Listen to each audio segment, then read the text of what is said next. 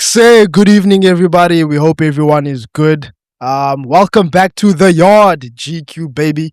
You know what we about. My name is Lita, My name is Laik. and you are now tuned into episode 2 of the yard. Tonight, there's a lot to speak about. As you already know, you can tell by the shirts that we wear, but what the topic of discussion will be. We will be rounding up all of the midweek action in the UEFA Champions League. Great games, a lot of plots and story points that we will get into in time. But first things first, we would like to send a real special thanks to everyone that interacted with episode 1. If you showed love, you liked the video, you commented here on YouTube or on Instagram where we later posted a video as well. Thank you for the love. Shout out. We appreciate it a lot. A lot. And long may that continue. We hope that you guys will be with us on this journey. Away, episode 2, let's take it away. First things first, dog. There were 68 goals in the round of 16. 68 goals. No defending going on. Facts. All No out attack. defending. Basketball games. And that's football how we like it, bro. That's Yeah. the football we grew up playing. The kind of football we grew up wanting to play or wanting to see be played on TV. Yeah. Yeah. Let's go through some of the results. Now live in action. Tuesday night we had. Let's see. Sporting 5-0 against Bodo Glimt. That means the fairy tale is over for the Norwegian team. Yeah, the Norwegian team. They went out quite sad. I'm not gonna lie. I wouldn't say they went out sad. I feel like they put up a great fight at home to even get the 3-0 lead that they had. But to lose the 3-0 lead, I wouldn't say it's going out sad, but it is a bit embarrassing. Disappointing, I'd say. I'd say embarrassing. I can't say embarrassing because like they did so well to get there and have the kind of story they did. So the bubble was gonna burst eventually. I personally hoped it would burst against Arsenal. Oh no, in the same year. I was hoping for Bodo to beat Arsenal, but we get to Arsenal in a second. But yeah, 5-0 is tough, bro. It's tough. I can't lie. And then after that was Arsenal. Arsenal beating Bayer Leverkusen 2-0 at home. Eze with that thunderbolt of a strike and that nonchalant celebration. What do you think about Arsenal? Before you move on from that, I have been preaching about Eze for the longest time. Before Arsenal Crystal Palace days, I was saying this guy is next level. You saw He's next level. And he didn't start for England. Normal Gareth Southgate, normal Southgate. Back in the day. And he's finally getting the flowers I think he's been deserving. Because you know how it goes in football. Until you play for a big team, you never get the credit that you deserve. So it's nice to see that people are finally acknowledging what he's been doing for a while now. Yeah, for Palace especially. And then, bruh, this is the game I watched. Chelsea versus PSG, bro. Wow. PSG, dog. The game was over in the first leg, obviously. But then they got cooked again 3-0 at the bridge. That was a nice game. I enjoyed that one. Quality, bro. Quality football from PSG all around. Attacking fluidity, athleticism, technicians all over the pitch. Chelsea and those guys couldn't get near them. Bro. I actually think that is a terrible matchup for Liverpool because of the attacking fluidity, like you said. Yeah. They have the ability to make goals from open play. And as obvious and simple as that sounds, if you watch Premier League football specifically, there's so many goals that just come from set pieces, mistakes made by defenders. So to see a team actually play on the front foot, trying to dribble at players, trying to play passes in behind and score from open play is Facts. And that was a theme really of nice. the entire midweek, actually, not to cut you. But there's a theme for the entire midweek fixtures that we're going to talk about in a bit of depth after the results. Man City, moving on. Man City lost to Madrid 2-1 at home. Real Madrid go through. I know you watched that game personally. Any highlights and thoughts that stuck out to you? One of the things that really stuck out to me was that I expected a big performance from City. Sure. Being Man City and being at home, I expected something big. And in the first few minutes, it looked like we were going to get that performance. They created a few chances in the first like 15 minutes. Reinders almost scored, I think, in the first few minutes. Yeah. And I feel like if those chances went their way, it would have been a whole different game. You think But so? yeah, but football, you score or you don't, you know? And they didn't. And they didn't. And they didn't. And Vinny did. Oh, what's the celebration in the corner? You're going to bring back that Ballon d'Or. Rodri, you must bring back that Ballon d'Or, boy. Bring it back to the owner. One thing I also want to add about Vinny specifically. There's this thing, I don't watch all of the Real Madrid games, but I watch them in the Champions League. And we've played Real Madrid like what, 3 times? Yeah, enough. All in the finals? Enough times. Twice in the final. Twice in the finals. Quarterfinal. Yeah, there was a round of 16. Yeah, twice in the final and a round of 16. Overall, and a round of 16. And then the recent one this year. But one thing that I see in that Real Madrid team is that they have the ability to absorb all the pressure that you think you're going to put on them. And even if they make one chance, even if they make 2 chances, if it's Vinny, if it's Rodrigo, if it's Valverde, it doesn't matter. When that chance comes, they bury. They bury. You actually said that in the first episode when I rewatched it. You mentioned how clinical Madrid were, where they don't even need to be in the game, dominating the game. But if that ball goes in behind and Vinny's on the end of it, Mbappe's on the end of it, Rodrigo's on the end of it. Hell, even Valverde, bro, that first leg hat-trick. Like, these guys don't play in front of goal. All right, then Wednesday was nice. Wednesday was nice. First things first, you're gonna expand on this one as well. Barcelona, bro. Newcastle 7-2. It doesn't sound real even saying it, bro. Even saying it. And I couldn't watch the game obviously because I didn't have electricity, warmer. The first half I was keeping up to date via you. You told me it was 2-2 at halftime. And then I'm getting excited because hate to watch Barcelona. Log in. The rest was history, bro. One thing that I can say about the game, even though the scoreline looks terrible, like 7-2 looks like a thrashing.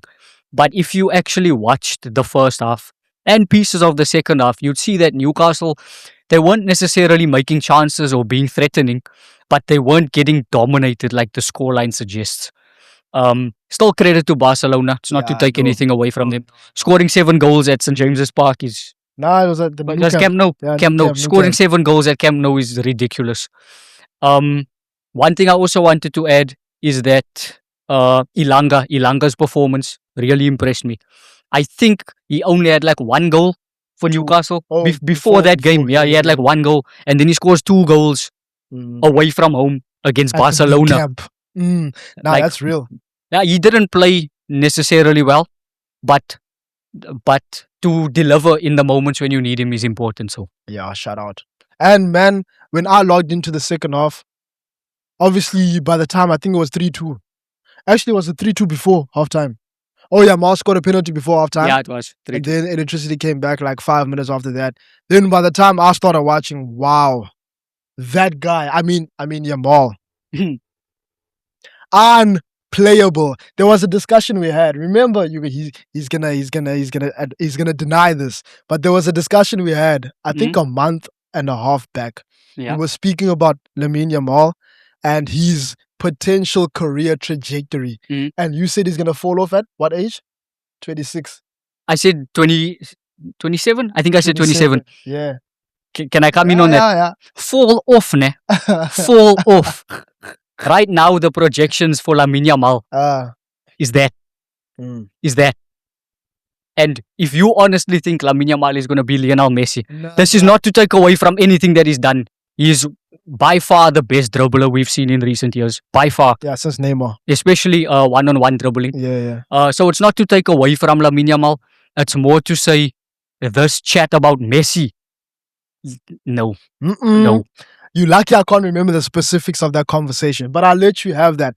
But what I did say after that, he said eventually he won't be as hyped, I guess, or won't reach his full potential per se. And I said, I remember I was with the ex saying that even if Yamal loses the ability out wide as a right winger, he can always later in his career move infield and play as a number 10. And in the second half of that game, we saw early glimpses of what Yamal can do in the middle of the pitch. And it's scary because he has the vision, he has the technical ability to see a pass and play the right weight of pass. There's that goal that Lewandowski scored where he turned Dan Burn at the center circle. Ba, ba, ba, ba, ba, ba, ba, ba, ba. He plays the perfect through ball. You thinking, I think it was Tao, the number 12. Looked like he was going to intercept it. Didn't intercept it. Lewandowski, muck, bottom corner. That's early glimpses of what Yamal can do, which is very that guy like. And he's not going to be that guy. He'll never be that guy. Okay. But Yamal. No, he's a brilliant player. Like I'm saying, even the only thing I was against was the Messi discussion. If you want to be Messi levels, you have to win 7 Ballon d'Ors, 8 Ballon d'Ors. Fair. So if that's your projection for Lamine Yamal, yeah, I don't know. I won't put that on him. I won't put that because he plays more like Neymar. He's just, he's special, man. I can't even like give him a player. He's just like Mbappe was. Is not the next Ronaldo. He wasn't the next Messi. He's just the first Mbappe. Same thing with Lamine. He's the first Lamine. He's a special player. He has the ability that guy has, dribbling wise. And then he also has the flair, because Messi didn't have the flair. Messi was a good dribbler. He'll get past anyone. But now Neymar had the flair, the skills, the tricks, the flicks. There's a pass that Yamal did with the shoulder. That's Ronaldo-like. So he has elements of all these great players, and he's still so young. And he can finish now. He's taking penalties. He's shouldering a lot more responsibility.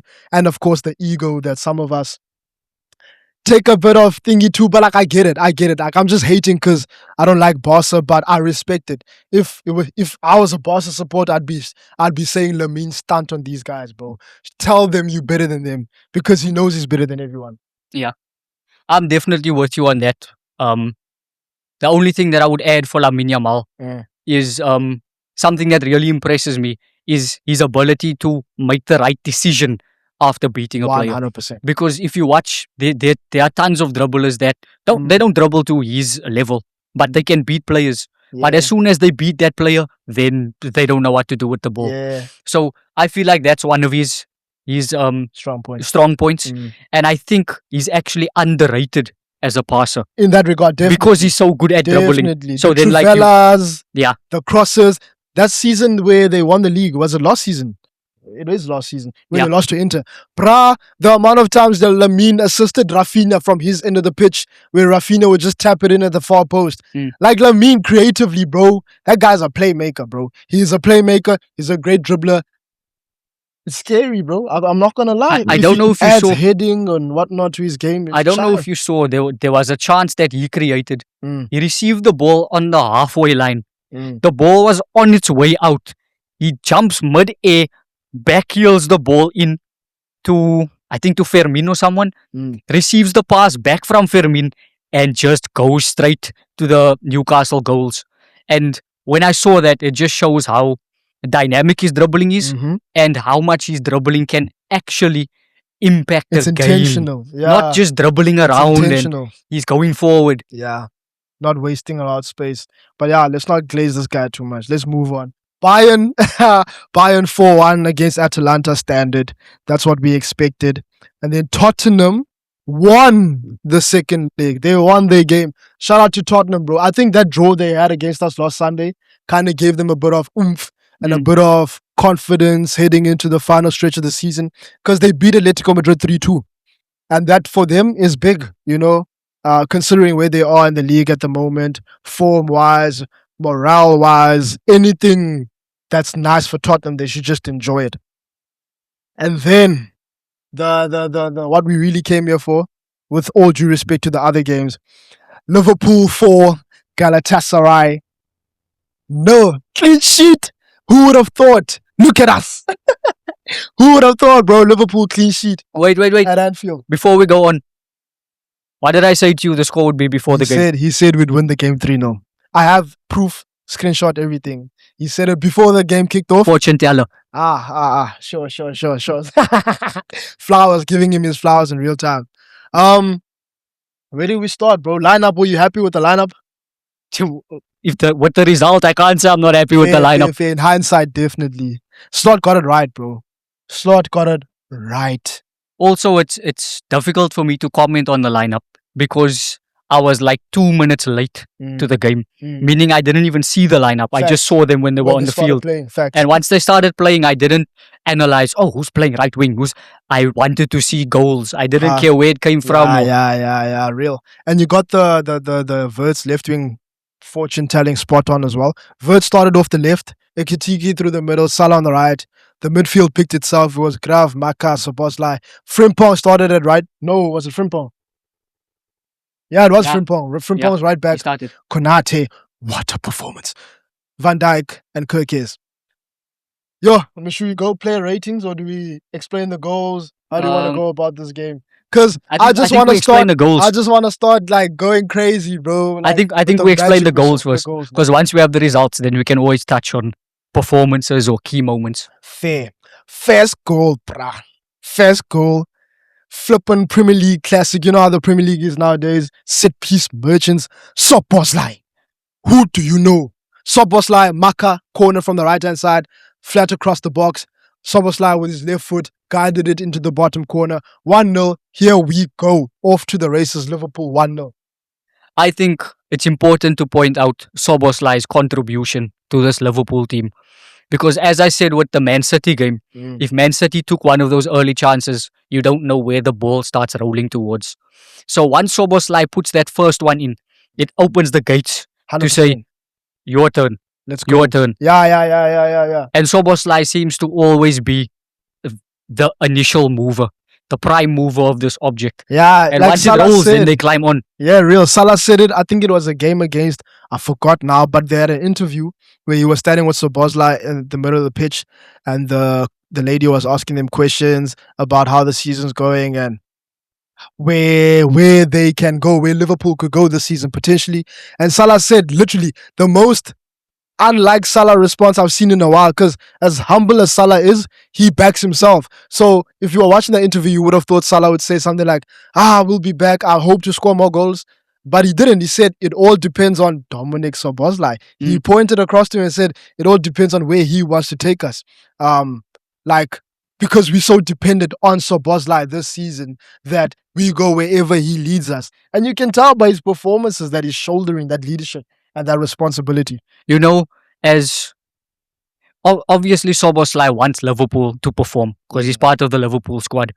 But this dip in form by Liverpool is one of the best things that could have happened for Szoboszlai's reputation. Because I've heard tons of talk about what's special about him. Where's this Ronaldo stuff that we saw earlier? He doesn't score enough goals. Wirtz is coming to take his place. And when everyone else went silent, he had a chance to show why he was the player we always knew he was as Liverpool fans. Yeah. But now the rest of the world seems to be acknowledging this guy is a player. Calm. On this note, listen carefully. I'm going to ask a question to the viewers right now. You can comment there in the comment section. Tell us your answer. Right now, as of this moment, who's the better player? Dominic Szoboszlai or Federico Valverde? We're not going to expand on it. We're going to leave it for another episode. But just let us know below what you think. Moving on, speaking of Szoboszlai, that's how the second goal comes about as well. He's playing not right back per se in the second. Was it second? Yeah, it was second off. Yeah. The second goal. He's on the right-hand side of the pitch. He gets the ball. And what I love most about what happened in that move leading up to the second goal, the body angle is facing towards Van Dijk and Konate. So the obvious thing to do is to play the ball backwards. But no, we are not those guys. Last night, we were not backwards guys, bruh. He gives the ball to McAllister inside the pocket. McAllister doesn't even think. First time to Salah. Boom. Salah's running onto it. Salah looks up before he even gets to the ball. Without even thinking. First time to Ekitike. Ekitike tap in at the back post. That was my personal favorite goal of the game and of the round. I feel like that goal displays what Liverpool need to do more in order to succeed. Because there's been a lot of this Salah cutting in and shooting. Gakpo cutting in and shooting. Ekitike dribbling on his own, waiting till the pass is gone and then trying to play a pass. When it's like, make the game easier for each other. Facts. Let the ball move. You just find space. You just find space. Real. And I don't know what's going on, especially with the Ekitike and Salah. Before that assist, there were so many chances where it was like, why didn't you just play him the ball? from both sides, Ekitike to Salah and Salah to Ekitike. Yeah, Ekitike didn't want to give the ball to Salah, bro, all game. Literally, until he probably got the assist from Salah, then he saw, Salah's not my op. I can actually give him the ball because he also wants me to score. Because, bruh, for large parts of that game, Ekitike was just on a one-man mission to, I don't even know what. To add on that, though, I think his style of play tends to lead towards him playing that way. He's very effective, taking players on, escaping left or right, either way. And he knows either foot, left foot, right foot. If he shoots, he can score from basically anywhere if he's close to the box. Yeah. So I feel like his skill set, it almost pushes him in the direction of trying things on his own. By himself, of which he needs to open his mind a bit going forward. I won't like cook him too much. If we hadn't won, I'd have 10 minutes about Ekitike because he gave me more for me to cook him, but I won't because we won the game. And he scored. I don't know what the hell that celebration was. Looked weird and awkward. I don't care, but you scored. Third goal, Gravenberch. I forgot the build up to that goal. When that goal went in, actually, Gravenberch, did it deflect off someone? It bounced off the floor, and then it looked like it didn't go in. And when it bounced, it looked like he shanked the ball. Like, he didn't even look like he connected properly. And the ball looked like it went wide. And then I just saw everyone going crazy on the field. Then I'm like, okay, goal. Literally, only saw it on the replay. Like, oh, damn it. Okay, I see how this went in. But at first, I was like, huh? What's going on here? Yeah. But I don't care. And then the celebration, how hard. I think he had the coldest celebration. Nah, Salah had the coldest celebration. But we'll get to that goal. Do you want to take that goal? Yeah. First, I want to say, Salah misses the penalty to go up two. You even forgot that. Yeah. He misses the penalty to go up two. Which, in my head, I'm thinking, is the confidence that low? We can't. Salah from the penalty spot. Like, come on. And what a bad penalty it was. What was the intention with that penalty? I'm telling you. And when he missed it, the first thing in my head was like, I can't even imagine what everyone's going to say now. Yeah. Because it's like, not only are you not performing, you even missing the easy chances. Yeah. Quote unquote easy. Yeah. So once he missed that, I thought it's going to be a long night for Salah. But his goal, ridiculous. He plays Wirtz. Yeah. Wirtz, like sort of back heel, I guess. Just touches it back to Salah. Yeah. Bend. If you know anything about Mohamed Salah, that is staple. That is staple. Like, one thing that I feel is very underrated about Mohamed Salah, especially with his lack of eye test. Playing football. Yeah, lack of aesthetic. People tend to forget the amount of aesthetic goals that this guy has. Yeah. And when he put that in, obviously a part of you is like shocked because you're celebrating, but nowhere in my mind was I like, how did he do that? Yeah, I've seen it's it. Like it's more of like, we've been waiting for this like for a while. More not like, how? It's like, finally, bro. Like, this is the real you. This is the real you. Literally, that whole move, he starts it himself. The inside. That's goal, actual Salah movement. And that goal is so similar to the goal he scored last season against Brighton. When he chops Estupinian, and then the keeper is just standing there. He can't even do anything. I don't know if this is a safe space for me to give you a context behind that Brighton goal. Bruh, that game there, that Brighton game, I didn't watch it. You know why? Why? I was on a date, bruh. Oh, my days. Bruh. Actually, move on from that. That goal also, it's like, there's that goal we scored in the Champions League last season. I don't know, it was Bologna. Yeah, I remember. It was Bologna, yeah. That kind of Salah finish. Like, ridiculous. And the celebration, man. Remember the Tottenham game last season when we won the league? Where like he got serenaded, like the celebration was extra long. Yeah. It was one of those where like he's tapping the badge, he's looking at the cup, pointed to the sky, tapping the badge. Van Dijk comes at the end, and it's like, you can feel the energy through the TV, through the stadium, that like, this is the goal we really, really wanted. I remember I texted you as well during the game saying, I need the Salah goal. The Salah goal will make this performance and this result feel complete. The thing about that goal also that I feel made it feel so special was with all of the talk about Salah's going to Saudi. Salah's having a fallout with Arne Slot. And then from one of his most historic seasons, I wouldn't say he's having a bad season, but he's struggling this season. By his standards. By his standards, he's struggling. So to see that one go in was almost like a tribute, I guess, to his time at Liverpool. To say like, why does it sound like you're saying goodbye, bro? No, not more than not that it's goodbye, but that it was almost goodbye. And many fans were turning their backs on the Salah performances, saying he's not good enough anymore. We need to play this guy right wing. And I always stick with Mohamed Salah because I know the difference he can make at any given moment. Yeah. And when he scored that, it felt like here's a reminder of what this guy does. I really am. Yeah. Hopefully, this is a turning point for him personally this season. We enjoyed that. Bruh, you know who was unlucky last night? McAllister, bro. Like the ref was against McAllister all game. Whenever McAllister was around their goalkeeper, bro. Sometimes, well, most of the time, it wasn't even a foul. Galatasaray, a bunch of babies, by the way. Except for the Osman wrist. Was it the wrist or elbow? Yeah, it was the... What's the spot called? Forearm. Yeah. And then when the guy and cut his the hand, finger, yeah. Yeah. Besides those two, I don't know what the hell Galatasaray were doing. Bruh, McAllister could do... And then his goal at the end disallowed. Yeah. And it's like VAR didn't even give it a chance, bro. They didn't even like really review it. They just review it to say, nah, stick with the on-field decision. But that was a perfectly fine goal. You know what I find so like interesting about that?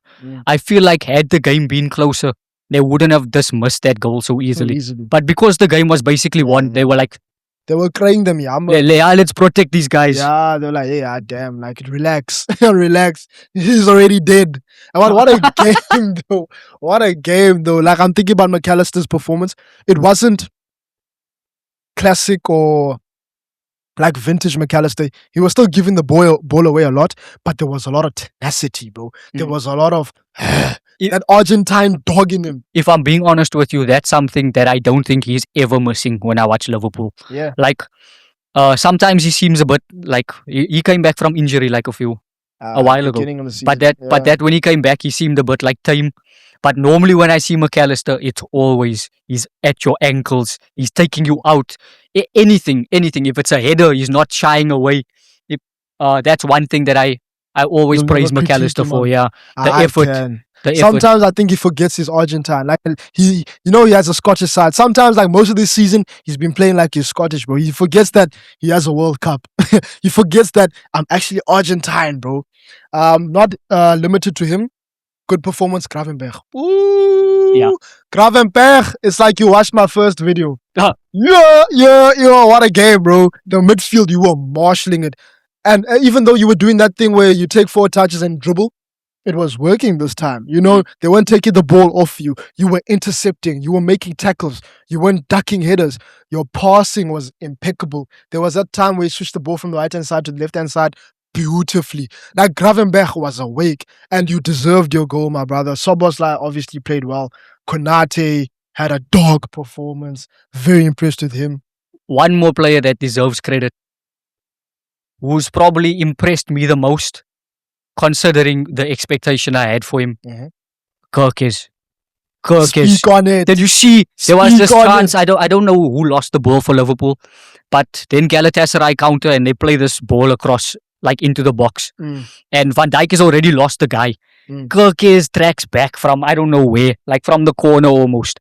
Runs all the way down and just puts his body in enough to not win the ball cleanly, but to make it difficult for, I think it was a striker. I don't know if it was a right wing or striker. Just difficult enough for him so that he couldn't score. And when that happened, Van Dijk was like losing his mind, like in a good way. And I thought to myself, like, this is like the craziness, the high intensity. I think you were speaking about the first episode. And they did it. Exactly. Start Kirkes, bro. Kirkes is that guy, bro. Shout out to the Liverpool team as a whole. As a team performance, that, like I texted you after the game, that was the best performance I can remember vividly. Like collectively as a unit and cohesively, the pressing, it was intense, it was thorough, it was consistent.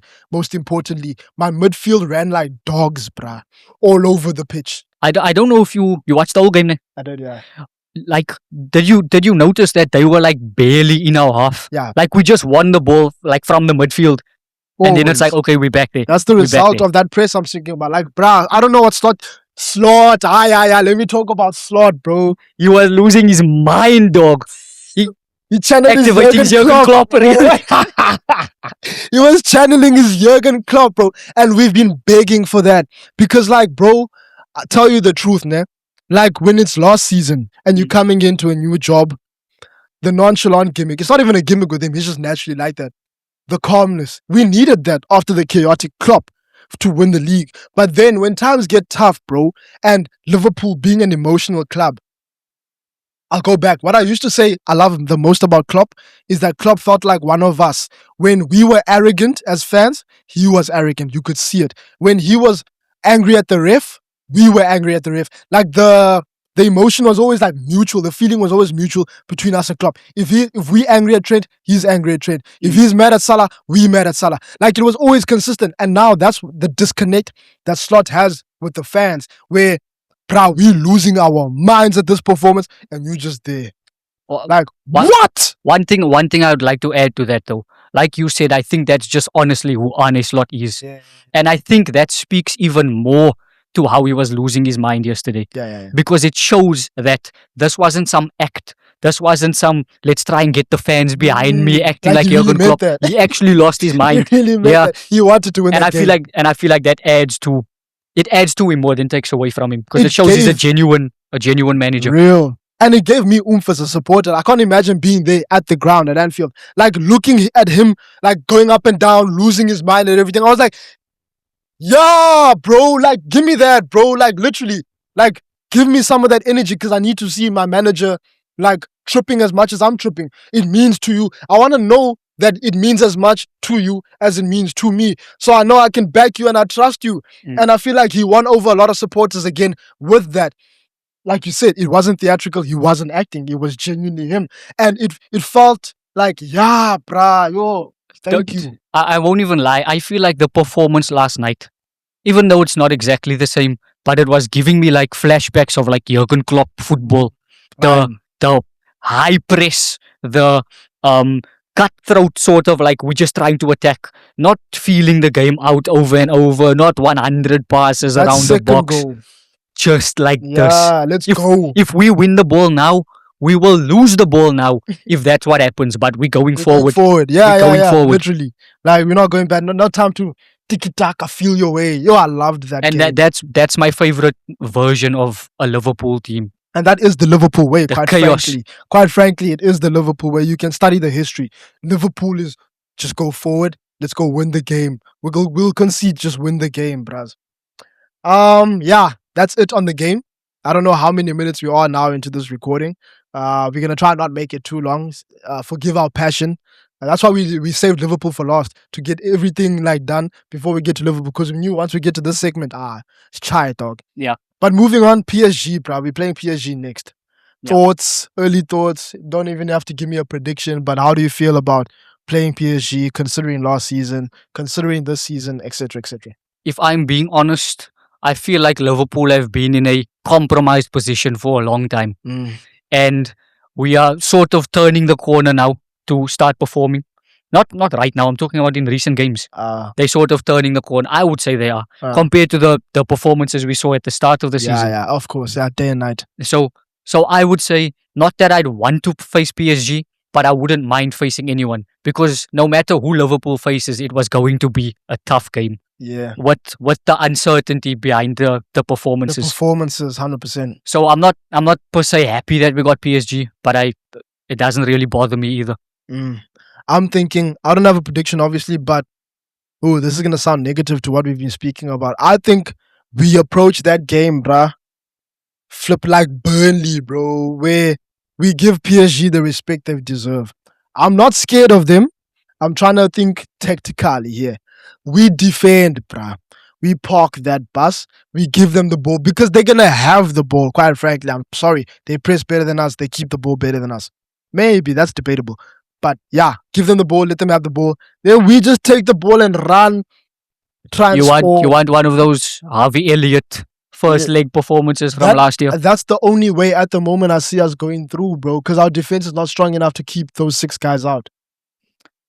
I agree with you, but on the note that you or the point you just made earlier, Liverpool's style of play is forward. So the best form of defense is attack. The best form, But we're not not saying scoring. I was just going to add to that Yeah. now. Not saying we have to lose our heads and this isn't Mane, Firmino, Salah. But we're not saying we should do that.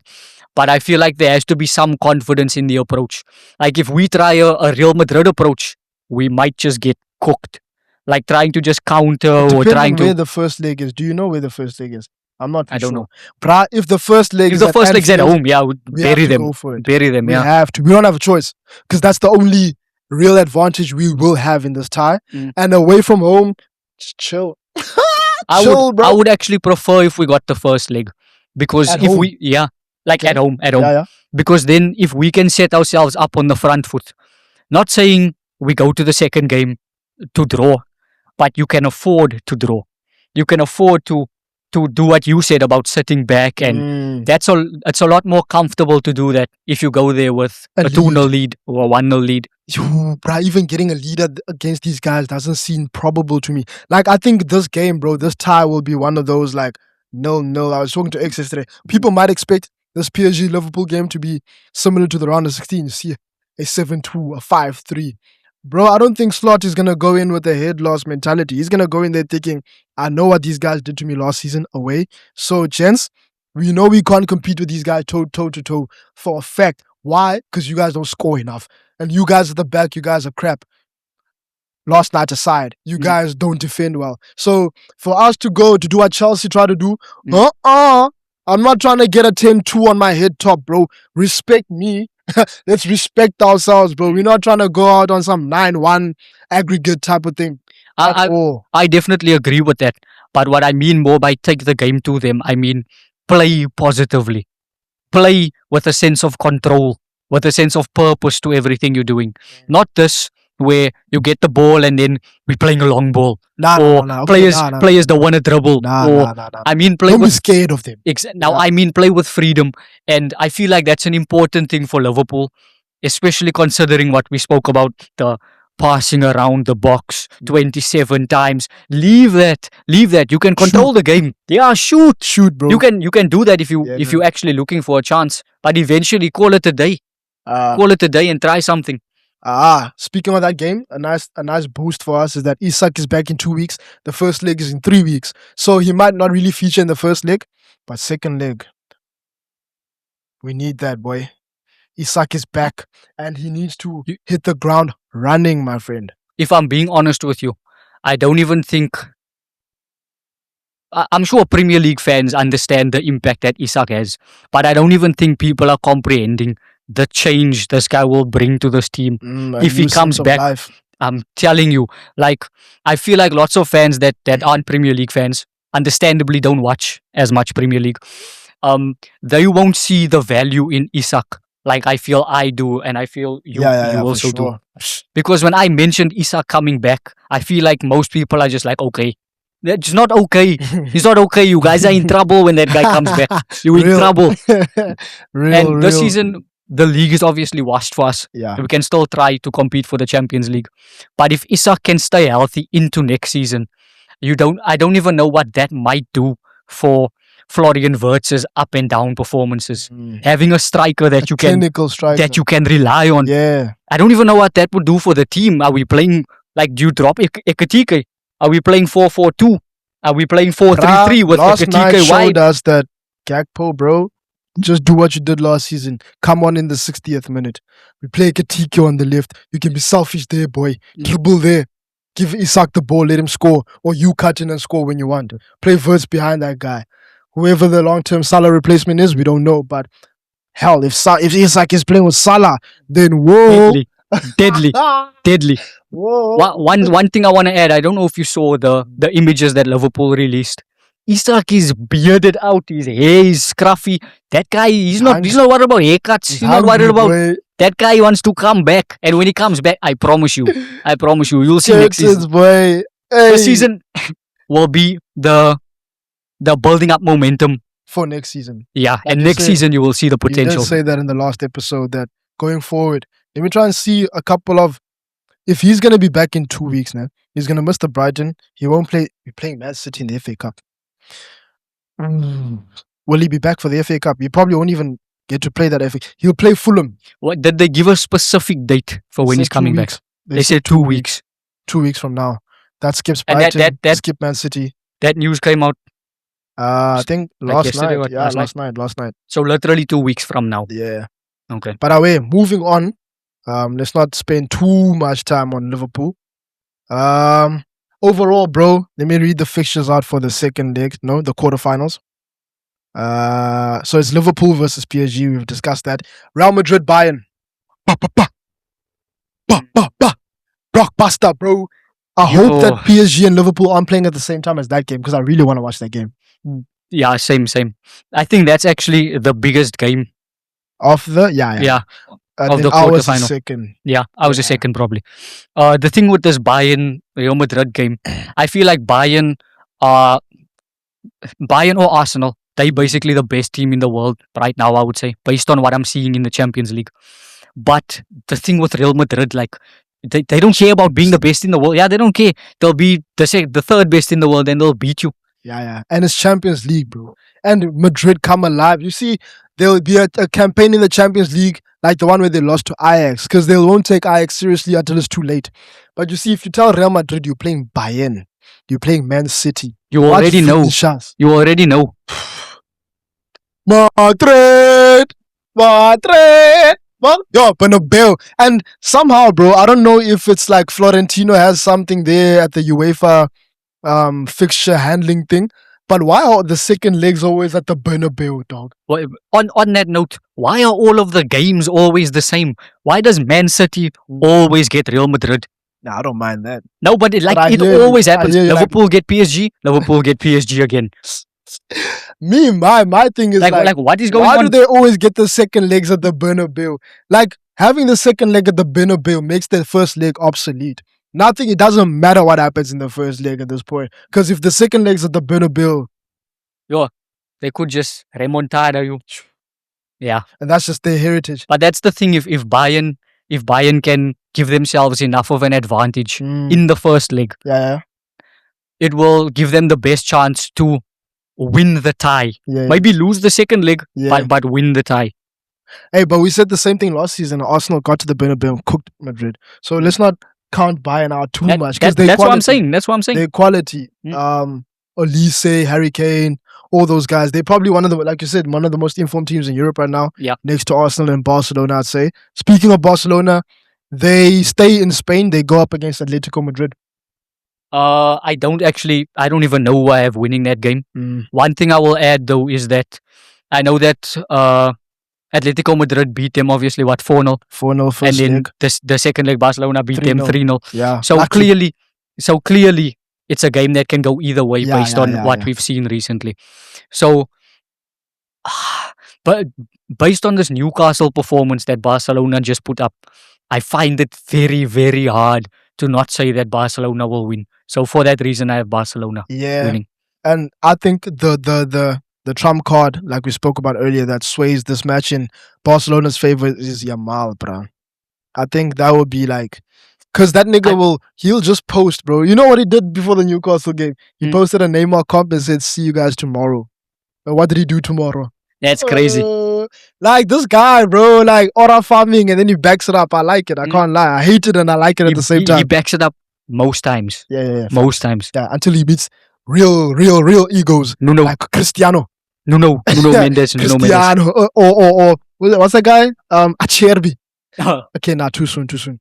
Moving on. I don't want to say it's a nothing tie because I want to give both teams their respect, but Sporting up against Arsenal. Yeah. Nothing else to say. I think I would have given Bodo a better chance than Sporting. But I don't know. Bodo ran out of steam, dog. Yeah, Arsenal are going through, bro. Yeah. Like, no disrespect to the other teams, but Bodo Glimt or Sporting, no disrespect.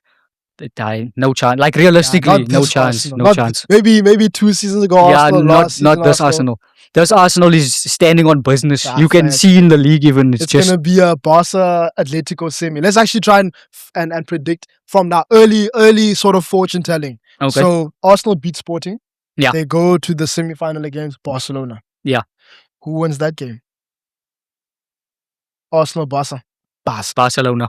Barca. Even though I think Arsenal's playing better than them, like overall. Yeah, Barcelona. It will be a tough game. It will be like a 2-1. Because the midfield, Barca's midfield is better than Arsenal's midfield. Barca's attack is better than The only thing Arsenal have over Barcelona is the defense. the defense. It's Like Saliba. realistically, Like yeah. I can't see Yamal dribbling past Gabriel and Saliba. That's the only thing that makes it like a tougher fixture. Lewandowski's not going to outmuscle Gabriel and Saliba.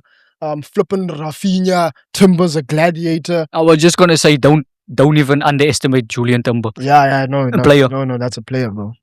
Contender for right back of the season in my books. And then we said what? Barca beating Arsenal in the semi. Barcelona. Yeah. Yeah. So yeah, Barca in the Barcelona. final in that one bracket. PSG, Liverpool. Liverpool. Okay, Real Madrid, Bayern. That's where I'm sort of on the fence. But if I had to pick one, I'm just gonna go Bayern. Even though I know Real Madrid have those powers, Just on Bayern form. Munich's the better team Yeah, on right now. form, So Bayern Munich. definitely. So Liverpool, Bayern. Liverpool. Liverpool. Yeah. The whole way. Yeah. The whole way. You see, Liverpool. if Liverpool are playing Madrid in the semi, then I'd be like, But if you're playing Bayern, we'll switch on, bruh. So Liverpool, Barca final. Are you asking me? I'm asking you, yeah. Liverpool. Who's winning? Liverpool, Barca final. Who's winning? Don't explain. Who's winning? It's in Hungary. We're winning. Soboslai Winning. lifting the trophy in front of his home country. That's if we make the Budapest. final. Now we will, Musa. We predicted that I we do will. think we won. Yeah. So yeah, there you have it, folks. Your early fortune tellers. 2026 Champions League winners, Liverpool Football Club. You'll never walk alone. Any closing remarks? Nah. Oh wait. Episode 2. Episode 2, baby. Done. Thank you very much for watching. If you made it this far, thank you. Like, comment, subscribe to all our different opinions. We'll be back with episode 3 shortly. Thank you very much. Tango. Cody Gakpo.